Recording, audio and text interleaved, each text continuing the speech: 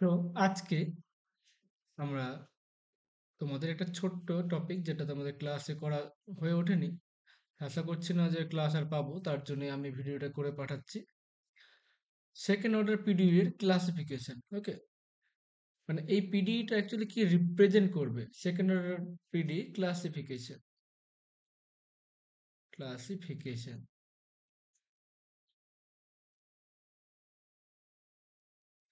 Actually এই পিডিএটা, second order পিডিএটা কি represent করবে, এরকম এমসিকিউ কোশ্চেন বা ব্রড কোশ্চেনও আসতে পারে।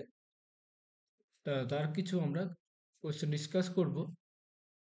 তার জন্য কন্ডিশন হচ্ছে যে কোনো সেকেন্ড অর্ডার পিডিই কে এইভাবে কিন্তু আমরা লিখতে পারি: a del two z del x two plus b del two z del x del y plus c del two z del y two plus d, এটা এইভাবে লিখতে পারি। এটা হচ্ছে একটা জেনারেল ফর্ম। ওকে, আর এ বি সি এই coefficient গুলো কি function of x and y.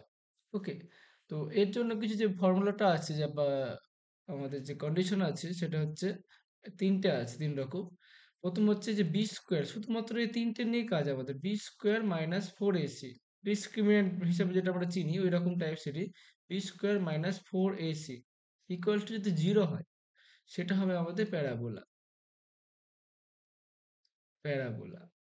Okay, second condition কি? বি স্কোয়ার যখন আমরা b square minus four ac হবে, four ac b square minus four ac, এটা যদি আমাদের গ্রেটার দেন জিরো হয় তাহলে হবে আমাদের হাইপারবোলা।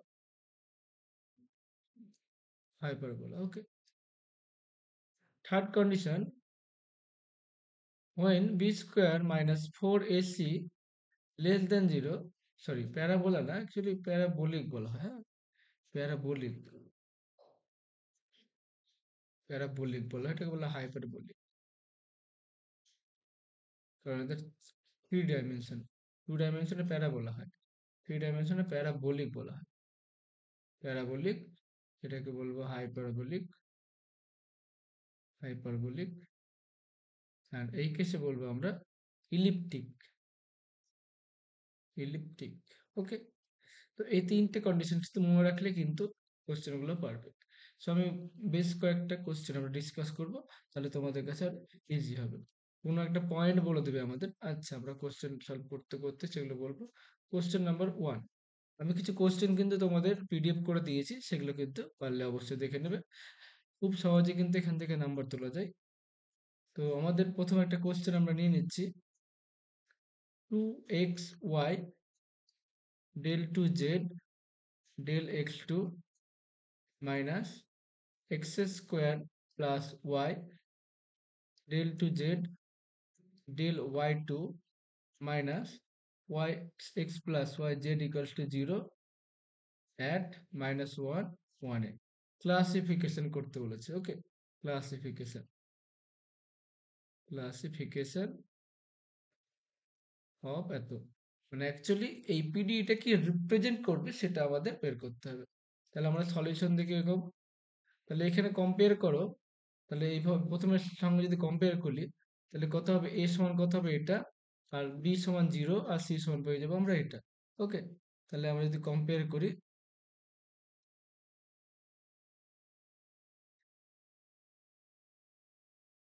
কম্পেয়ার যদি করা হয় তাহলে এ সমান কত পাবো?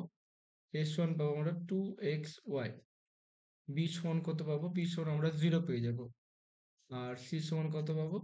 এটা হচ্ছে minus x square plus y. Okay, তাহলে আমাদের কি করতে হবে নেক্সট? এই পয়েন্ট অ্যাড বলেছে, তাহলে অ্যাড মাইনাস ওয়ান ওয়ান, বা তোমরা b square minus four a c বের করে করতে পারো। তারপরে মাইনাস এই পয়েন্টগুলো বসাতে পারো। আমি ডিরেক্ট করছি। অ্যাট এ সমান কত হবে তাহলে? এটা হবে মাইনাস টু। বি সমান হয়ে যাবে আমাদের জিরো। সি সমান কি কত হবে? মাইনাস অফ এটা ওয়ান প্লাস ওয়ান, তাহলে হচ্ছে minus two. So now b square minus four ac কত হবে? এটা এটা কি দাঁড়াচ্ছে? B zero square minus four, এর value minus two, minus two.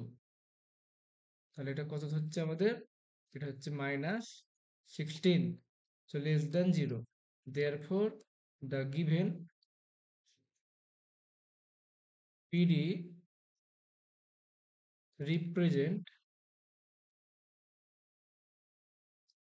Less than হলে কি হয়, প্যারাবোলিক। প্যারাবোলিক, ব্যাস এইটুকুনটাই। জাস্ট এই কয়েকটা লাইন তোমাদের করতে হবে। আরো আমরা দুই একটা কোশ্চেন নিচ্ছি, তাহলে তোমাদের ক্লিয়ার হবে। Next question, second question, del to z del x2 plus 6 del to z del x del y plus 9 del to z del y2 equals to 0। তাহলে এখানে কত হবে, ক্লাসিফিকেশন করলে a সমান হবে 1, b সমান হবে 6, c সমান হবে 9, তাই তো?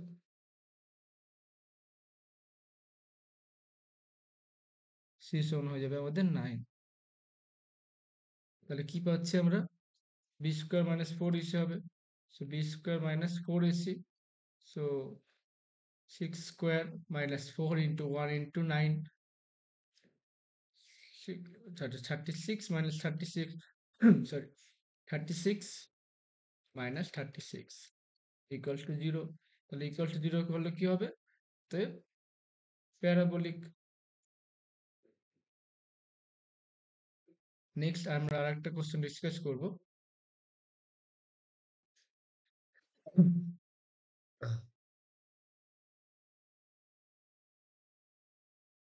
এক্স অনেক সময় তোমাদের এইভাবে দিতে পারে, মানে অন্যরকম ফর্মে লিখে দিতে পারে। আচ্ছা, তোমাদের যা দেখছি সেভাবে দিচ্ছে না। দেখ, তাহলে হচ্ছে এটা x del two z del x two minus 3xy del to z del x del y 4xy del to z del y2 plus 5xy del to z del y equals to 0 at 1 1। যে পয়েন্টে বলবো সেই পয়েন্টে আমাদের এই বিষয়গুলোকে calculate করতে হবে। তাহলে হেয়ার সলিউশন কত হবে, here a equals to x, b equals to minus 3xy, okay. আর c পাচ্ছি আমরা এখানে 4xy। সো at 1 1 কত হবে, at 1 1 পয়েন্টে a পাবো আমরা 1, b পাবো আমরা -3 and c পাবো আমাদের 4। So what we have, so now b square minus 4ac equals to -3 square minus 4 a1 c4, so which gives 9 minus 16, so minus 7, so less than 0, less than 0 means আবার হবে আমাদের ইলিপ্টিক। ওকে, ইলিপ্টিক parabolic প্রথমেরটা। ও sorry, প্রথমেরটা আমরা ভুল বলেছিলাম, একটু correction করে নাও। Less than 0 হলে কত হবে, এটা তো ইলিপ্টিক হবে, ইলিপ্টিক। ওকে, রেড কারেকশন করে নাও।